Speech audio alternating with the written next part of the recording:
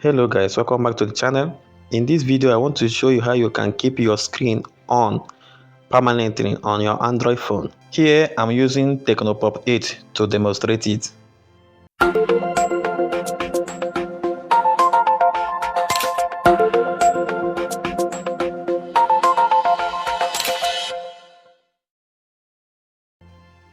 Firstly, you need to go to the setting, scroll down to display,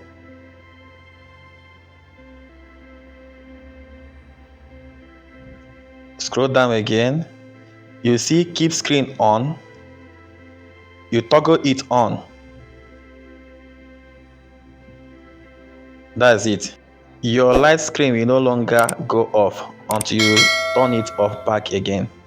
So thank you for watching. Please, if you find this video helpful, like, share and subscribe for more updates.